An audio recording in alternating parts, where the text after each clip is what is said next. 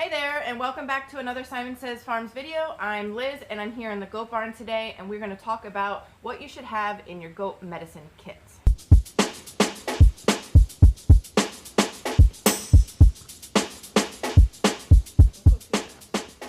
Okay, so we're going to start with our basic kit, and this is a lot of stuff, but you kind of need it. So let's get started with our loose minerals. Loose minerals, I'm actually missing the baking soda, but we have a container in the girls' pen that has a double feeder that's attached to the wall, and we fill it with loose minerals and baking soda. Baking soda is really good, especially for the springtime when the grass is just starting to grow in the pasture. It helps to balance the pH in their rumens so that they don't bloat and all that nasty stuff. Loose minerals really good to it's like vitamins every day. So that's this. B vitamins, super important. You can get this at any local feed store, online. That temperature. This is not your digital ones. I don't like digital ones. The battery tends to die, especially in a pinch when you need it. You go to use it and it doesn't work. This is one of those old-fashioned mercury ones that is really hard to read, but I somehow managed to figure it out. With that, you're going to need some bag balm, which is like a really thick Vaseline. Cannot see it if I just point to it. Bag balm. Every farmer kind of needs to have that on hand. Penicillin, also super important. This you keep in the fridge, so I need to put that back soon. Keeping on with tummy issues, bloat is one of those things that comes around when you least expect it. Like I said, especially in the springtime when the grass is really rich and they're not used to grazing on it. One of the other things I don't have here in my bloat kit is, what is it called? Penicillin, nope, not penicillin. What is it called? Pepto! There you go. We need Pepto. You're going to administer Pepto with your drench here. This is a 30 cc drench. You don't really need to do much bigger than that. This is how you administer liquids like Pepto, like this Power Punch that we haven't gotten to yet. That's how you administer liquid drugs like that. Anytime their rumens are out of sort, you're going to need a probiotic paste. This is going to put all the beneficial bacteria back into their rumens. It's very important, especially if they kind of stop chewing cud. You want to kickstart it with some of this stuff. Syringes and needles. You're going to need a bunch of those. We have some dusty ones. This is a 12 milliliter. I highly recommend 6 milliliter ones, like this. And an assorted bag of needles of all sizes. So I have 18 gauge, 20 gauge, 22 gauge, and I have different lengths. I prefer 1/2 inch and 1 inch lengths. That's that. Wound care. For your basic kit, we have Blue Coat. You can find this at any feed store, online, anything that's highly available there. That's just an antiseptic which protects the wounds, lesions, abrasions, keeps the flies out of stuff. Good stuff to have, especially with chickens too, because it's blue and they won't peck at that. Whereas in, open wounds in chickens, the other chickens go after that stuff. They're nasty little things. Hoof trimmers. Basic hoof care, you're going to need this. We also use it around the barn to open bales of hay and cut things. But those are really good to have. A tape measure. So when you go to dose your goat with something, you're going to need to know how much they weigh. And you weigh them by putting this around their heart girth and seeing how many centimeters they are. And then you look up online on a weight conversion chart. And that tells you how many pounds they are. Alright, so super important, if you carry nothing else in this video, activated charcoal. Anytime your goat gets into something that's poisonous, you might not even realize it's growing in your paddock. If they get out and they get into any poisonous plants, rhododendron, hydrangea, holly leaves, what else is poisonous? Lots of things. Nightshade, if it comes in your hay by accident. You're going to administer this, and you don't want to be looking around for it when you need it, because toxicity in goats can go from bad to worse in a heartbeat. So have this on hand. I usually have 2 or 3 of these on hand just in case I have to redose or if a friend needs it, because that happens a lot too. Let's see, did I miss anything? The Power Punch. This is your normal, it's an energy punch. So if like it's a hot day, you can put a couple glugs in their water, and that replenishes their electrolytes, so that it's like sugars and electrolytes. Let's see, in a pinch you can also use the drench on that. I think that covers our basic medicine kit for goats. So we're gonna move on. Steven Spielberg forgot to plug in his microphone, so the audio is probably better now. Go ahead. Alright, so we talked about the basic kit. All the stuff that we have in the basic kit you can get at any local feed store, online, stock up before you get goats, or, you know, just get everything together before you need it so you're not scrambling for it. If I'm not lazy, I'll put the links to all of it below. I have a Probably toolbox won't too. happen. I have a toolbox too that I used to keep everything in, you know, as like my emergency kit, but now I just keep it in the barn. Some stuff though you do need to bring in when it gets really cold. So okay, now we're over here. This is what I like to call like my intermediate medicine kit. Some of this stuff actually, all but one, you have to get through a vet. So I want to go over the importance of having a good relationship with your livestock vet. You do not want to be calling somebody in an emergency that you don't have a relationship already, who doesn't know your animals, because that makes for an unhappy vet. You also don't want to call them when it's too late. So you want to keep an eye on your animals and reach out to your vet whenever you think, you know, they're feeling a little off, so you can catch things early. Early prevention helps save lives. All right, so this here is Banamine, painkiller, anti-inflammatory, fever reducer, all that good stuff. Vet only, but you need to have it on hand. Don't be overwhelmed with the amount of stuff that I have that you can only get from a vet, because this took years to compile and years to create that relationship with our vet. You know, once that relationship is there and you've got the stuff on hand, you just reach out, you know, as you need it. Be like, hey, should I give her this? Should I do that? And, you know, I like to double check, even though I kind of know what I'm doing.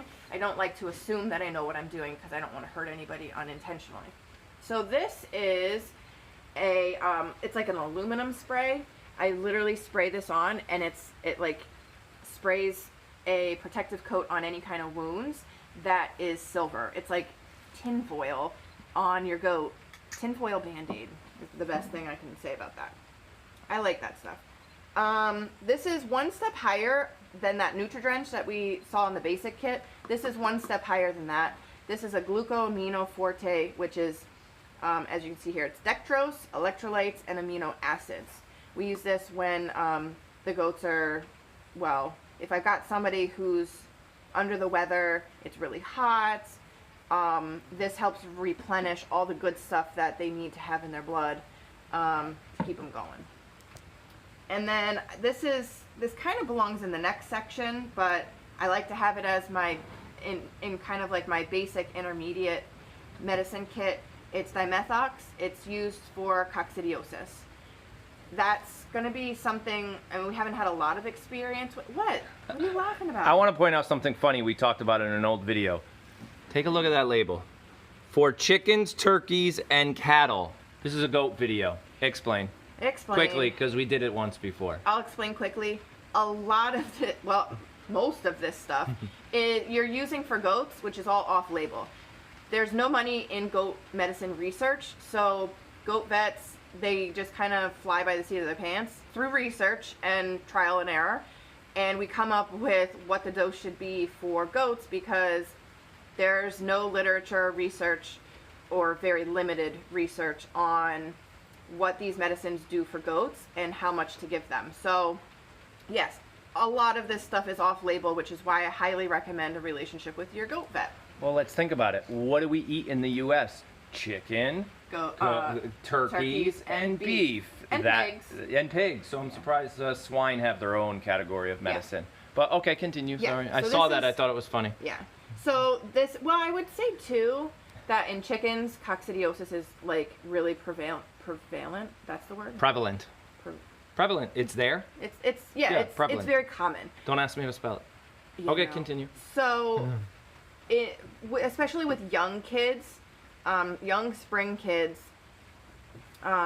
they can get hit hard with coccidia. Thank God we haven't had issues with coccidia in kids, but there are some people who actually use this as a preventative. Instead of treating when they have it, they treat it to prevent it.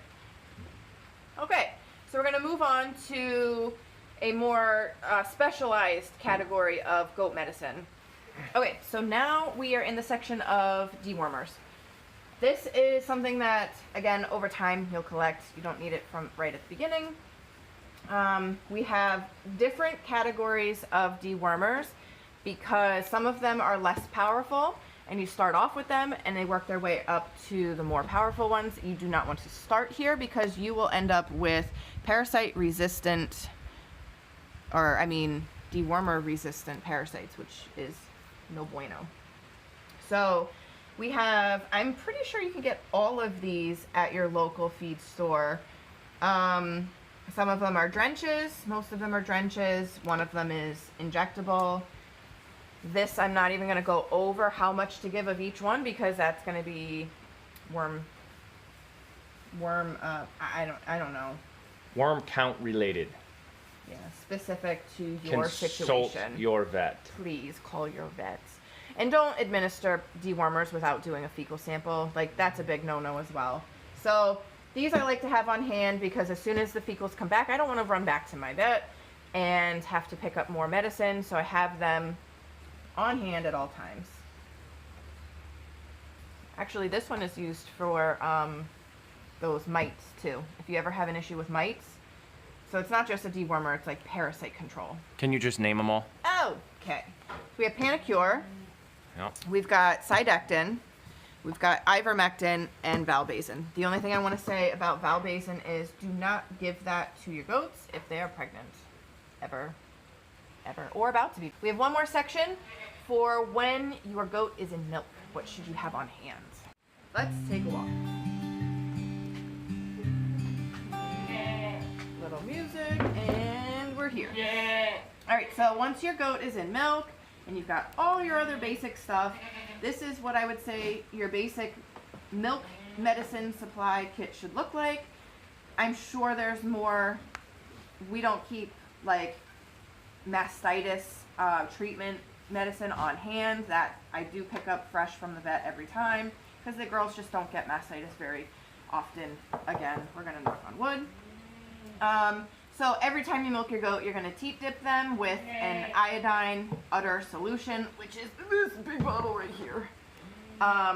This will last probably 2 seasons worth of milking. Right after they have their kids, sometimes they're really congested and it's like swelling, like edema.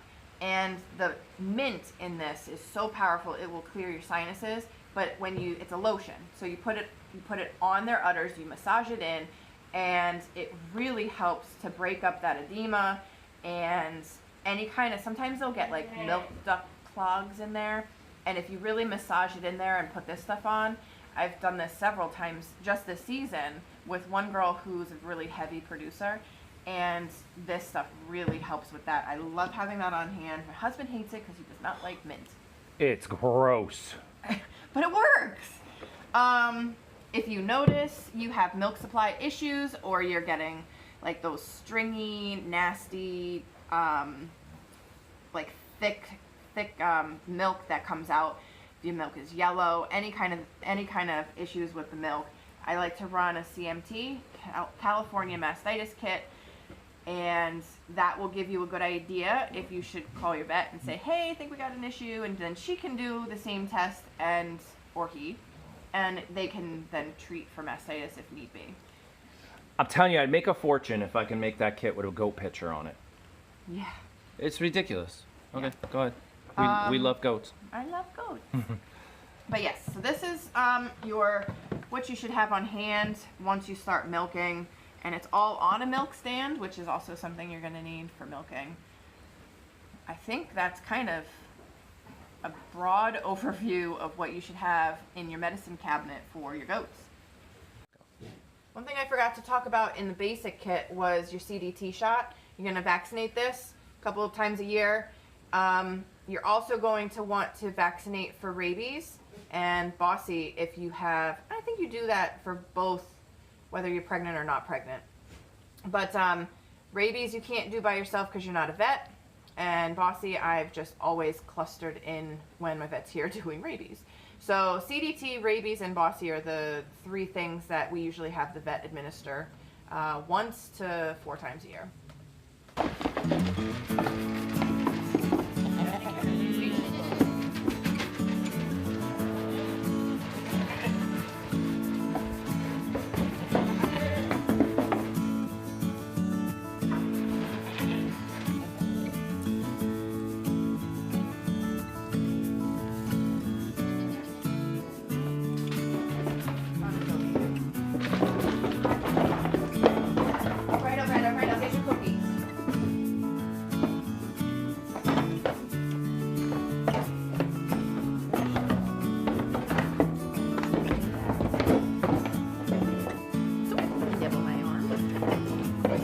Greta.